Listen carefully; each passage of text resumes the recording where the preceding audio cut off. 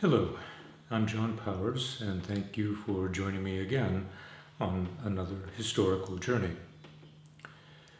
Recently, there has been a number of people and organizations that have been examining the 50th anniversary of the Watts Rebellion of 1965.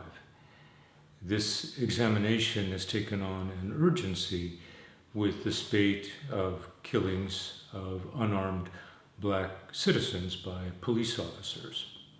A list of these victims and their ages will appear throughout the program. I recently attended an event at the Holman United Methodist Church in Los Angeles at a program presented by Margaret Prescod, the host of Sojourner Truth, a program on radio station KPFK. The program featured Dr. Melina Abdullah, co-founder of Black Lives Matter LA, and Dr. Gerald Horne, a renowned historian and author. I think that you'll find their remarks and those of others that appeared at this program both informative and interesting. On a personal note, I have a stake in this history. I was 12 years old and living in South Los Angeles, specifically near the intersection of Florence and Normandie, which would gain its own notoriety in the 1992 rebellion. I had never been to Watts despite our proximity. That is, I had never been until August 9th, 1965. That day, like the days that we've been experiencing in Los Angeles recently, was quite warm, and our neighbors, the Centenos, a Mexican-American family, asked my brother and me if we'd like to join them for a swim at the Linwood Community Pool.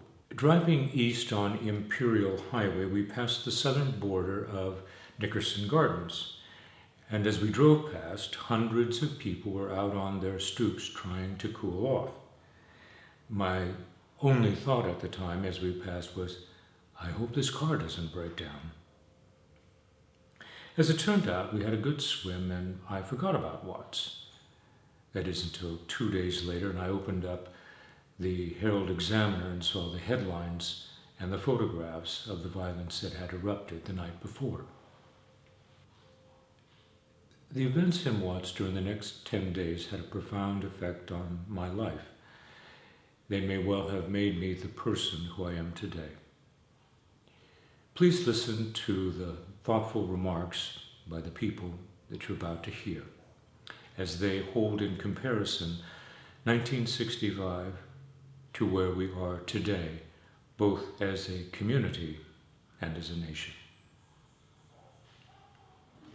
Good afternoon, everyone. My name is Margaret Prescod. I'm the host of Sojourner Truth on Pacifica Radio's KPFK. We'd like to welcome all of you.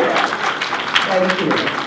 Before I say anything further, though, we are at Holman United Methodist Church. They're kind enough to host us for yet another event here. We've had a few of them now, and we really appreciate working with the Holman family. This is an historic church, as you know.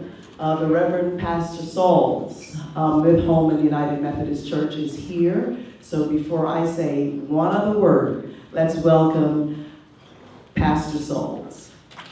Good afternoon, everybody. Good afternoon. We can do better than that. Good afternoon. Good afternoon. It is indeed a joy for us to welcome you back to Holman. We want to say to you that it's not just enough for us to be a historic church. It is important for me as the pastor and for those who continue to be part of this faith community as we pursue relevance and seek to reset the future to see how it is that we can continue to be a history-making church. Especially given the times that we are in. It is not just about preserving what has happened, but to see how it is that we can reposition ourselves to be real and relevant to what's going on today as we prepare for what needs to be tomorrow. And how we do that is to continue to amplify the fact that we seek to be a hub of hope and healing, a center of wellness and wholeness as we continue to walk through and work through these consequential times. We are so glad that our friend and our partner, Sister Prescod, and of course KPFK are here, and we're looking forward to not just today, but our ongoing work together. These last couple of weeks will be weeks that will invite us into some deep reflection as to how far we've come 50 years when the rebellion, when the fires went up in Watts, and ask ourselves some serious, some critical questions. As a faith community, our faith compels us to join in asking those questions, to examine these questions, and to see how it is that we can transition from just having an affirmation of faith to see how it is that we can have an application of faith. Because for us, it's not just about having nice sounding and good looking creeds without any relevant and prophetic deeds. And so that is why we come together with partners such as KPFK and Margaret Prescod and Sojourner Truth program to invite you into spaces and places like this for some critical reflection and conversation. We stand on the fact that we are unapologetically progressive, amen? Right. As we move forward. That's just it, because without progress, you're either stagnant or you're trying to drive forward with your gear in reverse. And all of us know that is a recipe for disaster. And so we want to just thank Margaret Prescod and her leadership in this community through Sojourner Truth, which comes to us through KPFK, as we come together as people of conscience, as people who seek to facilitate a more just and fair society. We're coming up on the 1-year anniversary of what happened in Ferguson. And it doesn't matter whether we have a black police chief right now. We are clear that it is about systemic and institutionalized racism and economic exploitation that we have to deal with. That's the glacier that's moving the tip of the iceberg. So it doesn't matter how we change the look of the tip of the iceberg. If we don't deal with the glacier, the iceberg will still go in the same direction. Come on, somebody. And so a lot is going on, and these are certainly times for us to come together to see how we can not just do critical reflection, but also see how we can facilitate collaborative and strategic action to move towards a more just and fair society. So it is a joy to have you here. You certainly remind us of what it means to be a person of faith during these times.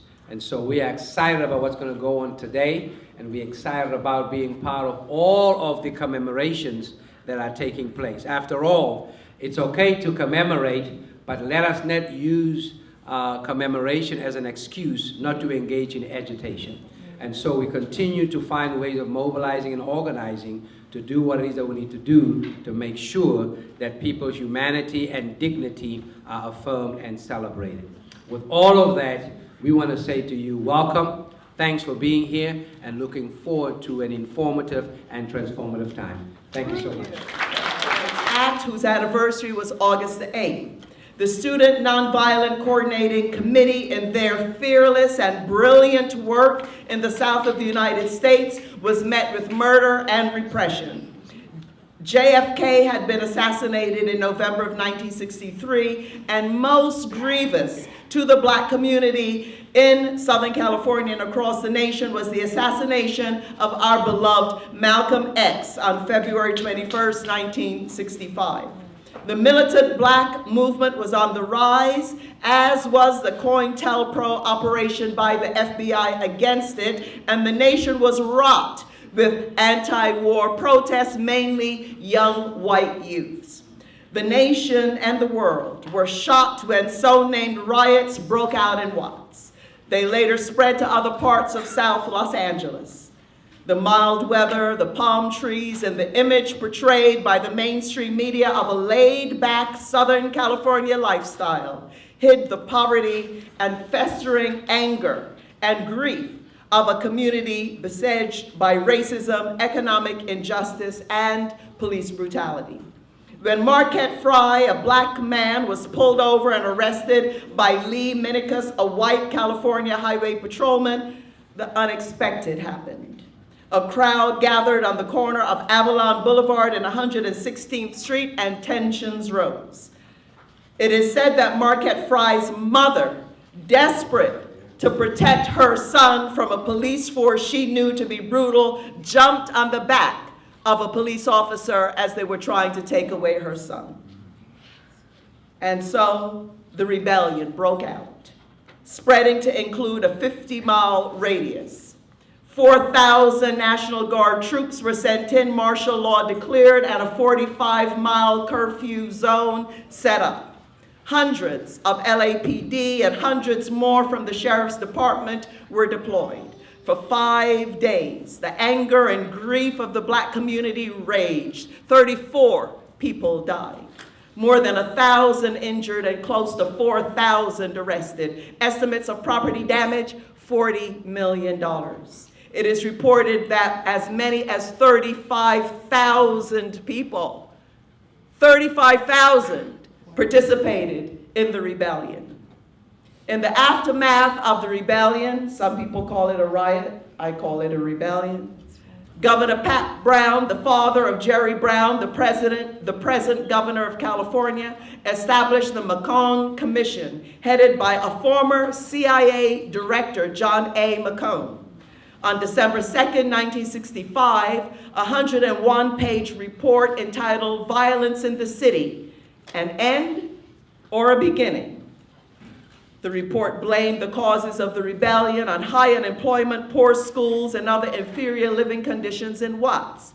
It recommended, quote, emergency literacy and preschool programs, improved police community ties, increased low-income housing, more job training projects, upgraded healthcare services, more efficient public transportation. You're talking about 1965 or 2015. Most of the recommendations were not acted on. Prior to the rebellion was also the passage of the 1964 Proposition 14, which was a constitutional amendment sponsored by the California Real Estate Association that had the impact of repealing the Rumford Fair Housing Act. Now, the purpose of the 1963 Rumford Act was to protect people of color, Black and Latino, from suffering discrimination when they tried to purchase a home. This was rampant in Southern California. Even in Echo Park, black folks couldn't get in. Following the rebellion in 1966, the act was reinstated. Clearly, one of the victories won. In the aftermath of the Watts Rebellion, the United Farm Workers Union, led by Cesar Chavez and co-founded by Dolores Huerta, began an historic grape boycott, which was first initiated by Filipino workers. A lot of folks don't know that about the Filipino workers. Riots also broke out in other major U.S. cities, including Chicago in 1966 and Newark in 1967. Riots were still going on in Detroit when President Johnson set up the Kerner Commission to find out the cause of the rioting. In the aftermath of the assassination of the Reverend Dr. Martin Luther King, rebellions broke out in over 120 cities across the U.S. Urban centers were burning. The next large rebellion in Los Angeles was following the infamous Rodney King verdict. Rodney King was a victim caught on video of a brutal police beating. The officers were found not guilty, and what followed is known as the largest urban rebellion in U.S. history that took place right in this community in South Los Angeles. Yeah. Today, we also have to remember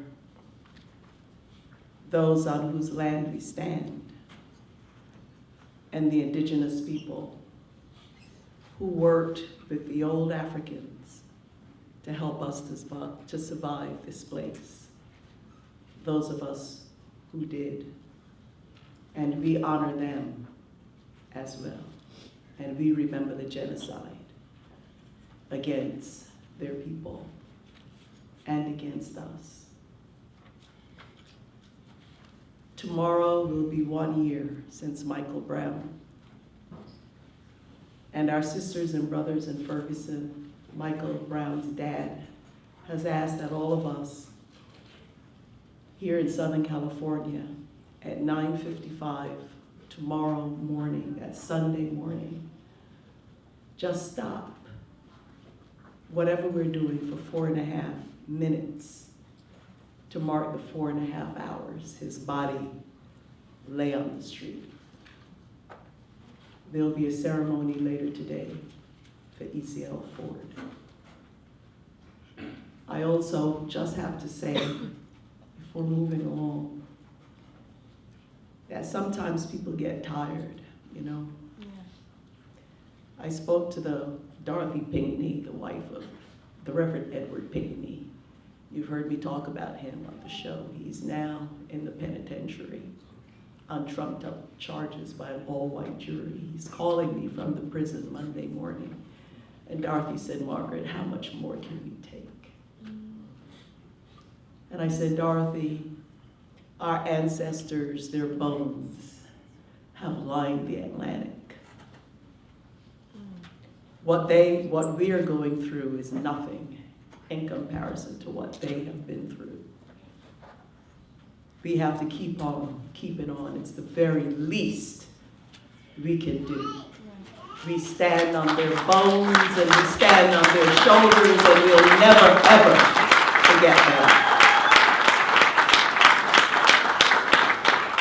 We wanted to read those names because that is the context of hearing Dr. Gerald Warren and Melina Abdullah.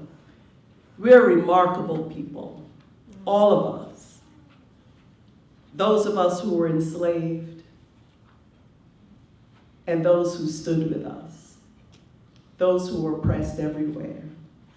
Great honor to welcome Melina Abdullah. She's actually Dr. Melina Abdullah. She's a professor, author, community organizer in Los Angeles.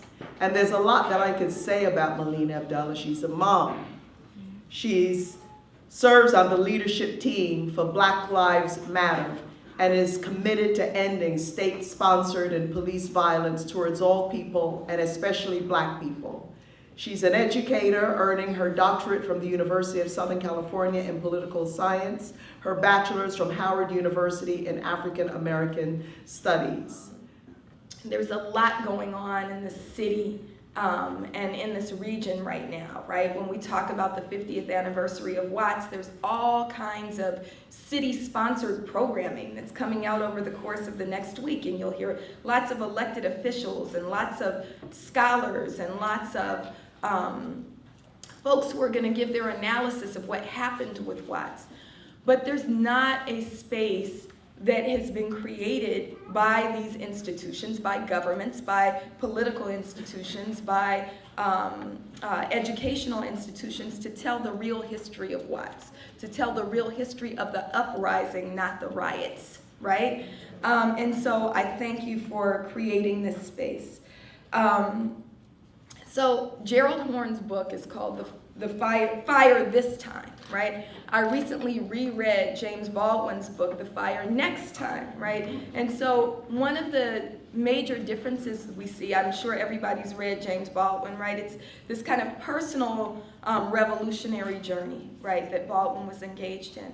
And what we're seeing now with Fire, well, not now, but when we read Fire This Time, is the collective movement for revolution. So there's a personal revolution, there's an individual commitment that has to happen, and there's also a necessary commitment to coming together with our community members to make the revolution. So what I'm going to talk about just for the next couple of minutes is recognizing that we are a part of a continuum of revolution, right? So since we landed here, since we got here, as African people, we have been engaged in constant and beautiful struggle, right? We have been engaged in a process of revolution. And so oftentimes what institutions will tell us is that there are these momentary flare-ups that happen, and then, reform happens and we kind of go back to our homes. But that's actually not the truth. There has been revolution happening here since our arrival, actually since we were kidnapped and stolen from our motherland, right? We have constantly engaged in revolution. We have never submitted to oppression. And we have to recognize that and remember that and work based on that understanding. And so I could talk about each of these large moments where we see revolution visibly, and I could talk about kind of these underlying revolutions that happen every day. Robin Kelly talks about this beautifully in Race Rebels when he talks about enslaved people making revolution by doing things like spitting in the food of their masters or poisoning the food of their masters, right? And so there's revolution happening all of the time, but I only have 10 minutes, so I won't talk about every space that we see revolution. What I will do is talk about some of the parallels that we see between 1965 and 2015, and then I want to kind of issue a calling, make sure that we understand that we are part of the revolution, and we either recognize our mission or we betray it, right? And that's a paraphrase of Frantz Fanon, right? So I want to kind of talk first about Watts in 1965, and the video that we saw, I think, is really telling, right? It's important that we understand that the Watts uprising didn't just happen out of nowhere. There's a context, and Dr. Horn begins his book by talking about this context, right? There's a context. There is an oppression that's happening in Watts that's there, and it's kind of bubbling beneath the surface the entire time. And so that's kind of what we mean by there's a constant revolution happening. So there was an incident, right, that sparked kind of the uprising.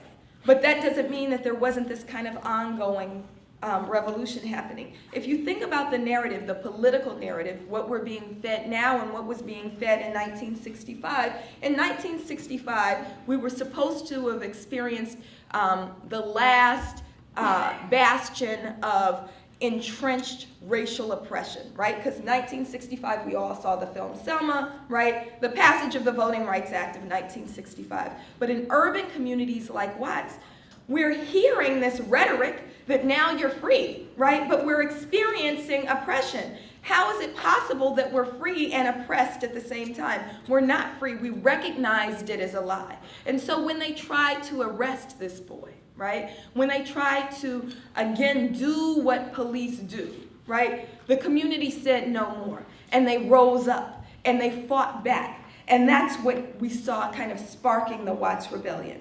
Also underlying that, and the reason that it's a rebellion, one of the things that Bob Farrell, I saw just walked in a few moments ago, Bob and other folks talk about when we talk about rebellions is that there's a political intention to the rebellion, right? That the difference between a rebellion and a riot is that a riot is something you kind of do for no reason. It's really what white people do when their team doesn't win, right? Or when their team wins, either way, right? That's a riot, right? It gives me great pleasure, and it is such an honor to welcome back to Southern California, Dr. Gerald Horn. Dr. Horn, where are you? Even as we thank Melina Abdullah and the Black Lives Matter movement, Dr. Gerald Horn, come on up here, because you give us the tools that we need to move forward. I know he needs no introduction, but you know what, I'm going to do it anyway, Gerald. Dr. Horn holds the John H. and Rebecca Moore's Chair of History and African American Studies. His research has addressed issues of racism in a variety of relations involving labor, politics, civil rights, international relations, and war. Does this sound familiar, those of you who listen to the round table every week? He's also written extensively about the film industry, which is something a lot of folks don't know about. Dr. Horn received his PhD in history from Columbia University, his law degree from the University of California, Berkeley, his bachelor's degree from Princeton University. He's the author of over 30 books, and I have to explain to people when we say over 30 books that when I asked Dr. Horn himself, how many have there been? He's like, well, you can say over 30. Including Race to Revolution, the U.S. and Cuba during slavery and Jim Crow, and the Counter-Revolution of 1776, Slave Resistance, and the Origins of the United States of America, and of course the author of Fire This Time, the Watts Uprising, and the 1960s. So let us give a warm Sojourner Truth, KPFK, Southern California, Watts, South LA, welcome to Dr. Gerald Horn. Let me first of all just give a sentence about what I'm going to be talking about. I'm going to be providing the message that one of the central reasons why we have all of these police killings going back to the 1960s and the Watts Uprising to July 2015 with Sandra Bland in Texas is because historically we've been perceived as the enemy of the state, Right. Exactly. the enemy of the slaveholders' republic, which we fought against, and then the enemy of the Jim Crow regime, the apartheid regime that was meant to stigmatize us, which we fought against as well. And that the way we've been able to overcome is not only through organizing and militancy, but organizing and militancy on a global scale. And I think, in part, that's what's missing today. So that's the summary of my remarks. Let me also say that in these 35 minutes, more or less, I'm going to be speaking, to give you a heads up. I'm going to be covering centuries of history. I'm going to be covering many names and continents, and slavery, capitalism, socialism, revolution, and counter-revolution, all in 35 minutes. And so... or 30 minutes. And so, I mean, I know there might be certain questions that are raised, so don't feel hesitant about asking questions for clarification, because I'm covering so much ground. It'll be understandable if there's a certain amount of dizziness after I finish. So let me begin by talking about Watts' 1965. On page 3 of the book, there is a summary of what happened. Excuse me, on the first page of the book, there's a summary of what happened in August 1965 that Margaret Prescod summarized very well and very adequately. And one of the things we need to understand is that the racism that undergirded what happened in Los Angeles in August 1965, and that still obtains today, is a necessary but insufficient explanation for what has been happening to us over so many centuries. I was listening to KPFK just the other day, and a commentator on Thursday morning, in fact, was making a comparison between Liberia, which, as you know, is the West African nation that was formed in the middle of the 19th century as the United States sought to expel free Negroes. And of course, it helped to underpin a Back to Africa movement. She was comparing Liberia to Israel in terms of being a sort of Back to Palestine movement. And what I found interesting about this was that what could have been, and the speaker was doing this in a way to cast aspersions on both Liberia and Israel, particularly in terms of the treatment or the maltreatment of the indigenous people that, say, the free Negroes encountered when they went back in the 19th century, and what many of the Jewish people from Europe encountered as they streamed into Palestine in the late 19th and early 20th centuries. But what struck me is that you could have said the same thing about the United States of America. Right. That is to say, it too is a settler state, and in some ways it has less credibility as a settler state than either Liberia or Israel, because at least with regard to Liberia and Israel, you can say that there was a plausible connection between those who were going back to either West Africa or Palestine, whereas there was no plausible connection between the the Europeans who invaded this continent hundreds of years ago and basically took the land from the indigenous population. In other words, as I said in my 1776 book that Margaret so graciously mentioned, if you look at the founding of the United States of America in 1776, in many ways it's comparable to Rhodesia.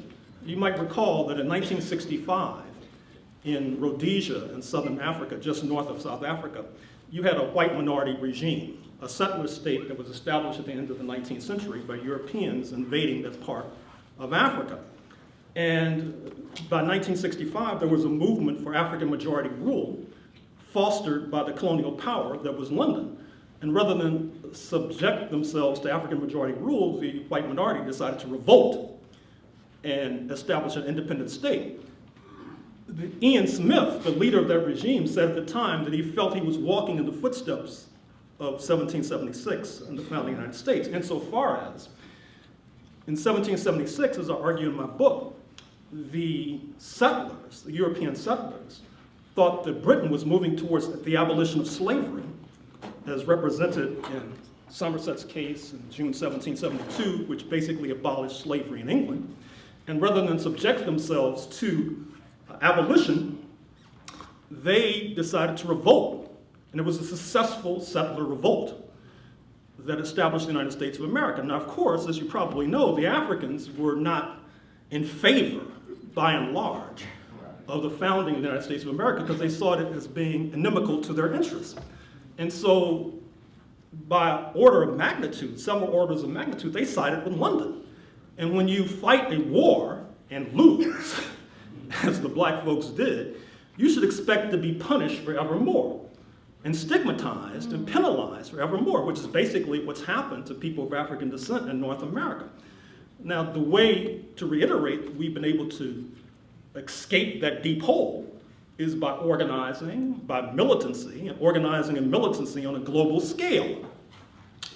And that's the lesson that I bring to you today.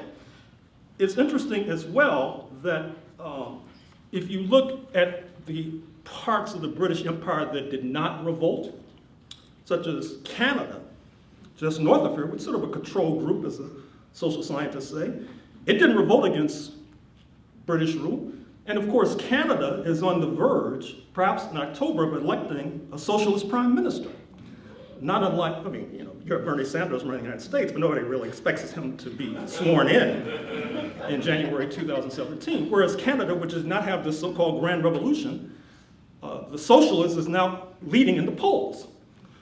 Or if you look at Australia, and of course the British began to send their prisoners to Australia after they no longer could send them here after the successful revolt.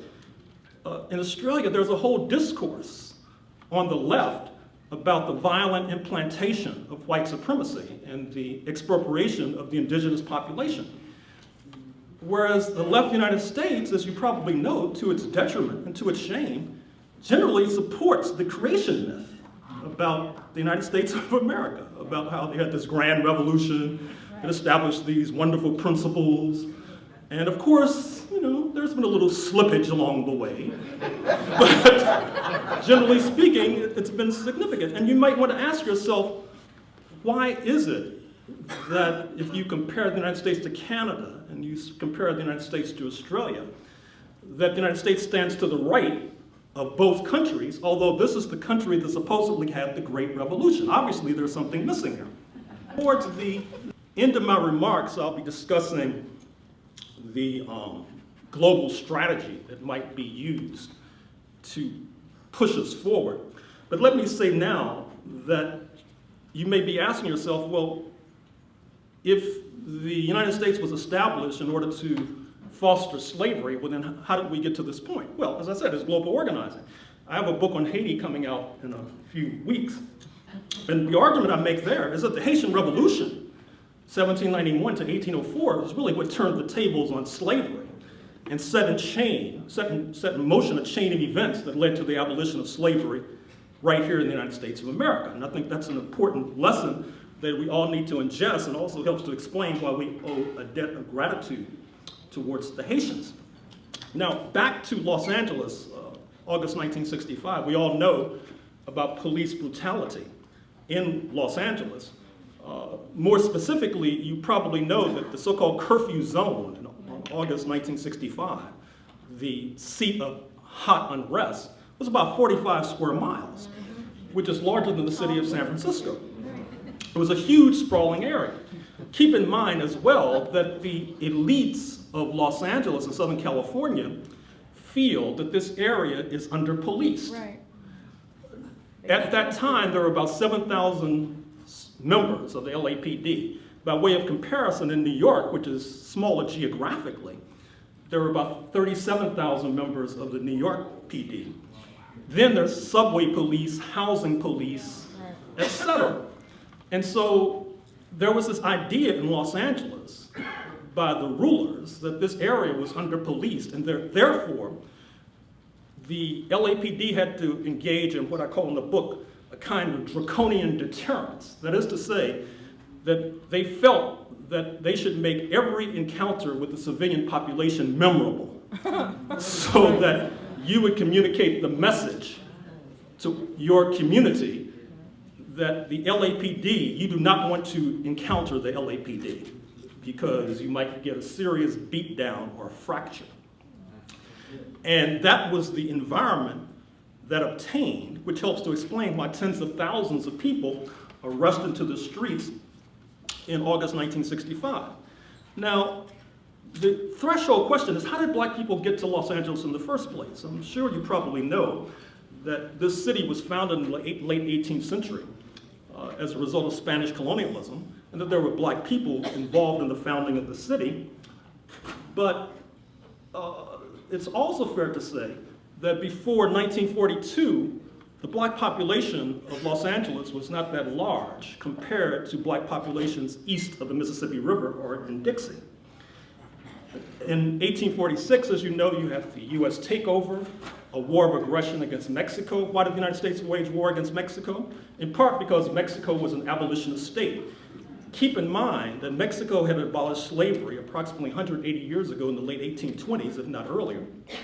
That Vicente Guerrero, a president of Mexico, was a man of African descent. That Pio Pico, from whom Pico Boulevard is named, was a man of African descent. And that the US also helped to wrench Texas away from Mexico. Texas seceded from Mexico in 1836 because of Mexico moving on the path to abolition of slavery. And then the United States itself waged war against Mexico, 1846 to 1848, and not only took California, but a good deal of what is now the west and the southwest of the United States of America. Now, what happens, of course, is that it was the typical model that the United States was involved in when it seized territory. It's what I call militarized identity politics. That is to say that those defined as white, that is to say from the pan-European world, are able to come and expropriate the land from the indigenous population, from the Mexican population, which oftentimes is the same thing, and then establish a state based upon white supremacy, which is what happens in California. As a result, Los Angeles, despite its current liberal reputation, was a hotbed of pro-slavery sentiment during the US Civil War. In fact, if you look at some of the older cemeteries that are in this area and look at the headstones, you'll find a surprising number of headstones with origins and state of birth being Mississippi, Alabama, etc. And as a result of Los Angeles being a hotbed of pro-slavery sentiment, you had a lot of fleeing of darker-skinned people. So by the 1880 census, Los Angeles had a population of, Los Angeles County had 100 black people, supposedly, according to the 1880 census. But what was happening at the same time was that the blacks who were still left were fighting back and organizing, to the point where by 1916, and this is talked about in my book, Black and Brown, Black Americans in the Mexican Revolution, 1910 to 1920, the black Americans had organized with the Mexicans and with Japan to take back this territory and set up independent black and Native American republics on this soil. And of course, the plan didn't work out. But a few decades later, of course, you have the beginnings of a black population, a large black population on the West Coast. How does that happen? Well, as you know, the United States wages war against Japan from 1941 to 1945. All along the West Coast, from Seattle to San Diego, the U.S. authorities decided to oust and evict those of Japanese origin, putting them in internment camps, to use the euphemism, and then inducing black people to move from Texas, Louisiana, and other parts of Dixie, oftentimes to take their place. Little Tokyo becomes Bronzeville in Los Angeles within a matter of months. What's interesting about this period that I'm talking about is that it's bookended by two massive population movements. One, the one I just described in 1942. The other, 1965. In 1965, when we talk about legislation, oftentimes we talk about the Voting Rights Act, as Margaret Prescod did, which is obviously very significant, but of course it's been gutted. The other legislation you need to think about in terms of 1965 is immigration reform, which changes the white supremacist thrust of U.S. immigration laws for the first time, which opens the doors to massive population shifts from Asia and from Latin America, which has now transformed Los Angeles County and the state of California. That basically is accelerated in 1965. But in any way, back to 1942, what's interesting is that there was this massive pro-Tokyo movement in Black America during World War II. That's the subject of a book I'll be publishing next year. I start the book with the vignette from the autobiography of Malcolm X. You're probably familiar with the story when Malcolm X goes to his draft board and they're about to draft him, and he gives them this song and dance about how, yeah, I'll join the US Army because I'm pro-Tokyo and I want to go in and kill all these white folks, etc. Well, what his song and dance was reflecting was that because of the serious degradation and subjugation of the black community, many black Americans had decided to throw in their lot with Japan. In fact, you had black Americans who were actually drilling in uniform in 1942, expecting an invasion by Tokyo forces, in which case they were going to join them and then overthrow US rule. You had a number of organizations such as the Pacific Movement of the Eastern World, the Moorish Science Temple, which some of you are probably familiar with, the Allah Temple of Islam, now the Nation of Islam, all of whose leaders were put on trial in 1942, 1943 because of their pro-Tokyo sentiments. And this is not just black Americans. You probably know in Asia, outside of China and Korea, the large exceptions, you had the substantial pro-Tokyo movement. As a matter of fact, most of them, if you look at Sukarno, the leader post-1945, Indonesia, collaborator with Tokyo. Lee Kuan Yew, celebrated in the United States after he recently died as founding father of Singapore, pro-Tokyo. Muhammad Mahathir of Malaysia, who's still with us and served as president of Malaysia for 2 decades. Likewise. As a matter of fact, as we sit in the middle of August 6th and August 9th, today on August 8th, we should keep in mind that those crimes against humanity that took place on August 6, 1945, with the bombing of Hiroshima, and tens of thousands of people incinerated instantaneously, and August 9th, 1945, Nagasaki, the same thing, that part of the reason for these crimes against humanity perpetrated by the US forces was not only because of racism, obviously that's a significant factor, but it's also because the Pacific War between Tokyo and the United States in many ways was different from the war in the European theater. Insofar, it was really an inter-imperialist war. It was a struggle over who was going to control colonies.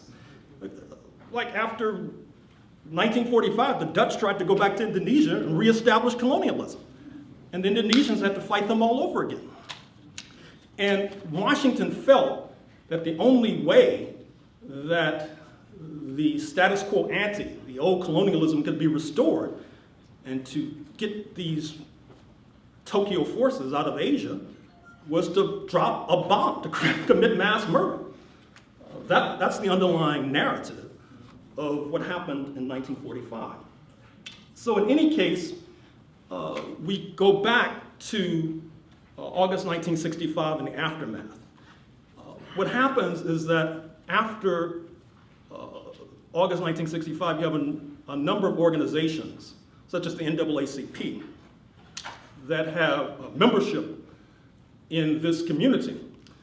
But the NAACP is forced to, just like you had these pro-Tokyo groups that were prosecuted, Allah Temple of Islam, Moorish Science Temple, Pacific Movement of the Eastern World, then the United States was allied with Moscow during World War II, allied with the Soviet Union, allied with the Communist Party. But what happens is that after World War II ends, the United States decides, the rulers decide, that anybody who is within the orbit of the Communist Party needs to go. And so therefore, Paul Robeson is persecuted. His income goes from the high 6 figures to the low 4 figures. The NAACP is forced to purge many of its most militant members here in Southern California. And this also means the destruction of unions, who are seen as no more than socialist fronts. And as a result, you have a situation whereby unions, which had been, such as the International Longshore and Warehousemen's Union, which is the stevedores along the West Coast who unload the ships. It's one of the more progressive unions historically, going back to the 1930s. They're weakened, even though that union was essential to black progress. But they're weakened because they're seen as being in the orbit of Moscow. This creates a situation whereby factories begin to leave. You know that in this area there used to be automobile plants. There used to be tire plants. But because of the policies that are being pursued, many of those plants leave and move to Mexico or move to Asia, leaving unemployment in its wake. You also have a resurgence of black nationalism in Los Angeles. After August 1965, you have the rise of the US organization, which is still with us, of course, headed by Maulana Karenga out in Cal State Long Beach. And of course, you have the rise of the Black Panther Party, which in many ways, even though it's born in Oakland, its roots are in Southern California, because after August 1965, you have the Community Alert Patrol, which tries to monitor the police on their day-to-day duties. And that is the model that's adopted by Huey Newton and Bobby Seale in Oakland. But what happens, as you probably know, is the state decides that the Black Panther Party is public enemy number one. You know about the shootout that was held not that far from here that leads to the decimation of the Black Panther Party. You know about the shootout that takes place in UCLA campus between forces of us and forces of the Black Panther Party that leads to the killing of John Huggins and Bunchy Carter and the routing of the Black Panther Party. And what happens is shown in the documentary film, Bastards of the Party, which some of you might have seen, is that after the destruction of the Black Panther Party, a vacuum is created that is then filled by organizations that are referred to as gangs or street organizations, of which Los Angeles is in the forefront of such organizations. But what's not often mentioned is that one of the reasons why Los Angeles is in the forefront of having such organizations is that Los Angeles, although this is, I read the LA press all the time and it's rarely covered, this is an organized crime town. I mean, if you look at the entertainment industry, the film industry, many of the unions are controlled by mobsters. If you look at the music business, which is another major industry in this town, is generally controlled by mobsters. Now, they make movies about this all the time. Some of you probably know about Mickey Cohen, for example, who used to run the mob out here, or Bugsy Siegel. They made an entire movie about him. And so what happens is that many of the blacks, they look at these gangs and these gangsters and these mobsters making all this money, and they figure that they can emulate them. What they, I guess, don't realize is that there's a special discrimination that prevents these black gangsters from walking in the footsteps of these Italian-American gangsters and these Jewish-American gangsters. But in any case, it's also fair to say that there was significant impact of this uprising. We all know about the rededication of Martin Luther King Hospital just this past Friday, which of course arose from the ashes a few years after 1965. California Library for Social Studies and Research, which is a jewel nationally. I hope you're familiar with it, 6120 South Vermont. The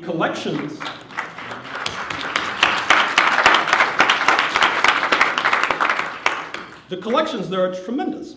We know about the Watts Writers Workshop and the writers and the artists that come out of this town.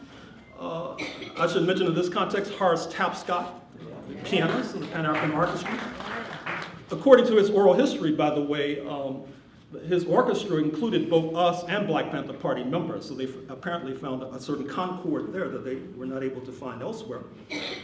And this cultural renaissance was building upon the work of many of our ancestors who did yeoman duty. I'm thinking of Charles Mingus, for example, the bassist, who used to practice his instrument 17 hours a day, which is one of the reasons why he became so talented, but also tried to break the stranglehold of mobsters on the business by trying to start his own record company.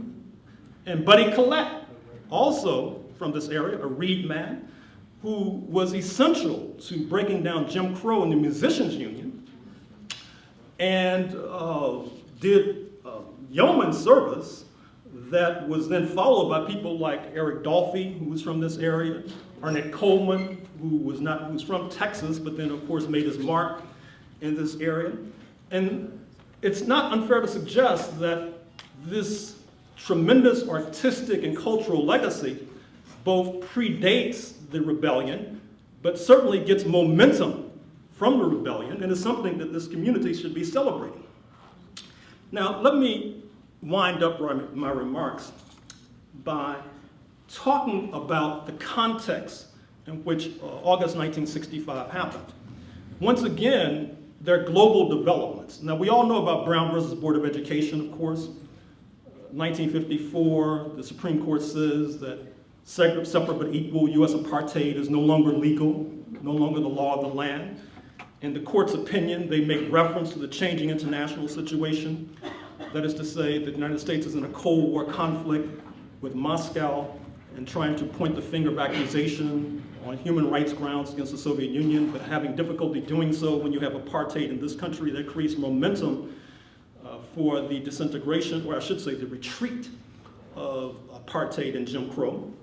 But also you have Bandung, Indonesia, 1955. Mostly African Asian nations get together, signaling the end of colonialism. Historically, the fate of Black Americans, people of African descent in this country, has been bound up with the fate of Africans. And when Africans were on the move by coming to Bandung in August 1955, this sounds the death knell for colonialism, but it's also a blow in our favor. But likewise, there's a counter-revolution that grips this country and the world after August 1965.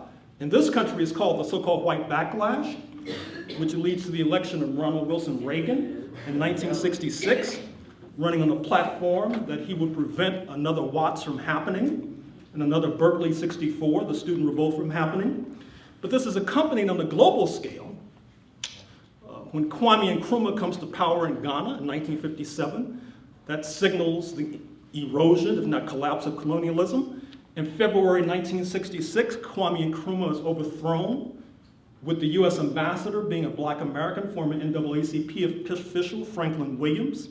That's also a signal about counter-revolution in a new era. I talked about Bandung, Indonesia in 1955, under the leadership of Sukarno, who I mentioned a few moments ago, holding this grand meeting of African and Asian nations. September 1965, the Sukarno regime was overthrown, tens of thousands, hundreds of thousands of people massacred, not least with the assistance of the US authorities. So you have this massive counter-revolution that grips what Professor Melina Abdullah called the revolution. And arguably, we're still in the midst and we're still in the wake of that counter-revolution. Let me say as well that all the news is not negative. You may know that there is the growth of a new block of countries in the world, the so-called BRICS nations, Brazil, Russia, India, China, South Africa, and how they're trying to establish a new international economic and political order. We all know that the Black Lives Matter movement should not only be trying to organize in Los Angeles, but should be sending delegations to the Caribbean communities, headquarters in Georgetown, Guyana, to the African Union's headquarters in Addis Ababa, Ethiopia, to Moscow and to Beijing. And I say this in particular because this country is shedding jobs. Melina Abdullah mentioned an unemployment and underemployment rate of 52%. It's going to get worse unless we organize, because with the growth of the scientific and technological revolution, the Uber economy, which is going to wipe out cab driver jobs and truck driver jobs, driverless autos is going to do the same thing. The growth of Airbnb is going to hit the hotel industry, where many of our people are employed. And so we're moving to a situation where the number of jobs is going to be declining, but the number of people needing jobs is not necessarily going to decline. At the same time, I'm doing this work on jazz studies now, and the joke in jazz used to be that, what do you call a drummer without a girlfriend? Homeless. Well,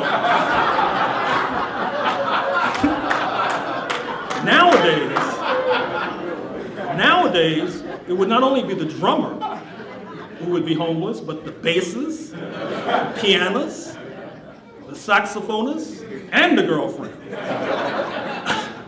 That's what we're heading towards, unless we're able to sufficiently organize. And the fact that you are here shows that you are ready to get down. And I thank you for your attention, and I thank you for your questions.